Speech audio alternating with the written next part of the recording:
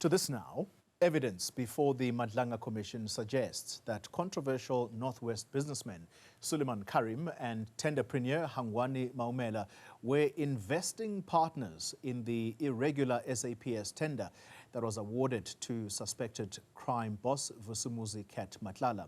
This was the proposition made by the chief evidence leader, Matthew Chaskelson, on Tuesday. Chaskelson adding that Karim's claims that he had loaned 10 million rand to Matlala's Medicare 24 business were not supported by facts, as there had been no contract that was completed or security secured for the exchange of this large sum of money. Well, Juniour Khumalo following that story for us, and he sits with me in studio tonight. Juniour, good to have you here.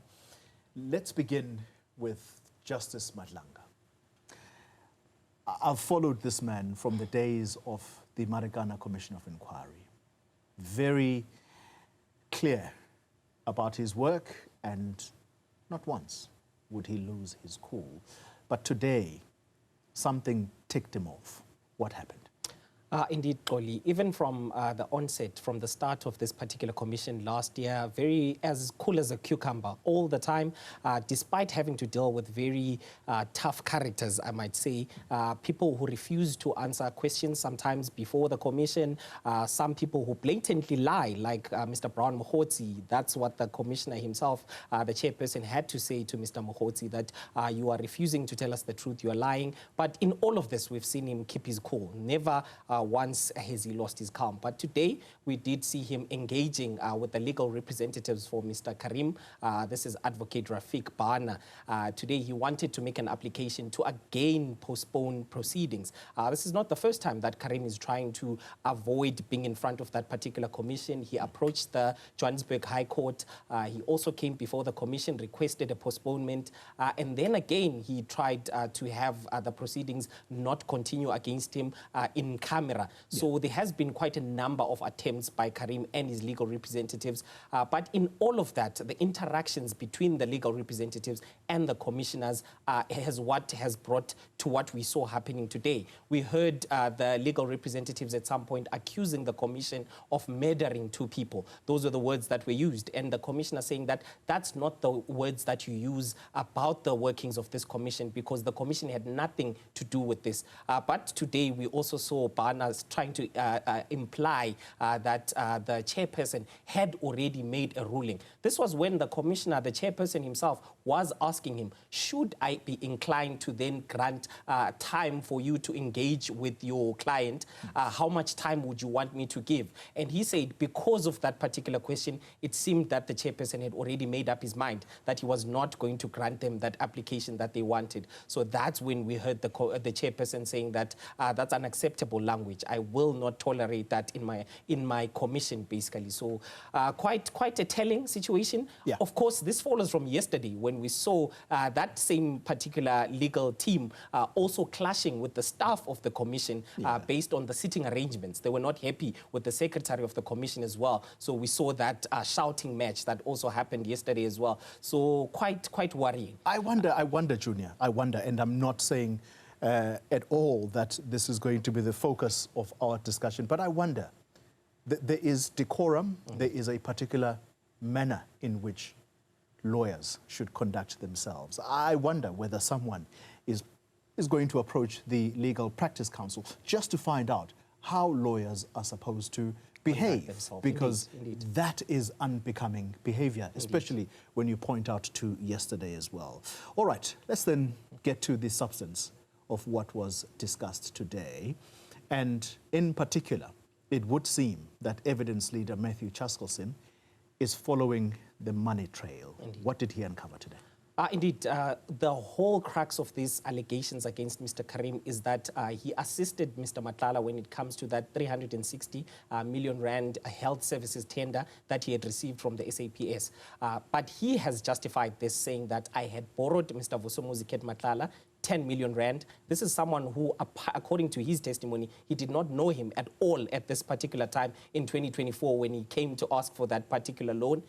But today it was revealed by Chaskelson that you misled the commission by saying that it was only 10 million rands that you had given to Mr. Matlala as a loan. It was actually 12.2 million rands. And the 2 million rands, he says that he did not even notice that 2 million rands had moved from his construction company into Medicare 24. It seems quite bizarre from what the evidence leaders were saying, that how could 2.1 million rands move from one account that belongs to you, whom you are the only signatory to that particular account, without your knowledge. And there's also been audits that have been done, because some of these businesses, including that particular construction business, also receives tenders from government. So there is auditing that happens in that particular company. So the auditors themselves, where were they? The accountants themselves, where were they also? But the conclusion that was reached by Mr. Chaskelson is that from the evidence that has appeared time and time again before this particular commission, it seems to suggest that Karim himself, as well as the infamous Mr. Hangwani Maumela, who has been fingered by the SIU of looting about 820 million rands from the Tembisa hospital, were actually investors in that Medicare 24 that received that tender. Let's take a listen to what the evidence leader had to say about this. All of these elements concern me, and they, in my view, cast doubt on the correctness or the truth of your version of a loan. And what I want to put to you is what it looks like to me. It looks much more like you were an investing partner in this contract, and that you were an investing partner together with Mr. Maumela, and that while you were in business with Mr. Maumela in relation to a Chrome project, while you were funding an interdict that served to protect Mr. Maumela's company, you might also have been investing with Mr. Maumela in this contract. Because Mr. Maumela keeps on getting screenshots of your communications with Mr. Matlala. Mr. Maumela gets paid out of your payments from Mr. Matlala. Here's the bottom line, Junior. Mr. Karim, when all is said and done, he is owed a significant amount of money by Vusimuzi Matlala, but he keeps making these unusual concessions to the very person that he is owed money by. Indeed. And he complies. Indeed. There's something that Chaskelson alluded to yesterday, and that is that he may, at some stage, put an argument forward that all of what we are seeing, these movements, could amount to money laundering. Is that where this is going? This appears to be where this all is going, because he says when you look at what happened at Tembisa Hospital, there was a syndicate there that worked together, and it's the same individuals. It's Mr. Matlala, it's Mr. Maumela, who are fingered in that particular looting of about close to 2 billion rand in total that was looted from Tembisa Hospital. And it's the same names that are also arising when it comes to this contract that was issued to the by the South African Police Service to Mr. Matlala himself. So he said that there is, it seems like these individuals were working together. If you look at the WhatsApp messages also between Matlala as well as Mr. Karim, everything that Mr. Karim said to Matlala was forwarded to Mr. Maumela. It seems Maumela was the last stop when it comes to all of this. But the key question that was asked by Chaskelson is that you borrowed this individual 10 million rand, and you expected an interest of 10 million rand. The only amount that seems to have been paid is 2.5. So 18 million rand is owed to you. Why then are you not suing this person? Let's take a listen to what he had to say about this. In any scenario, you went into proceedings, or you came to this commission a few days ago thinking that Medicare 24 owed you 18.25 million. Plus interest, I would imagine. No, I said 8.25. Now, 8.25 is what you put in, but you were supposed to get a return of 10.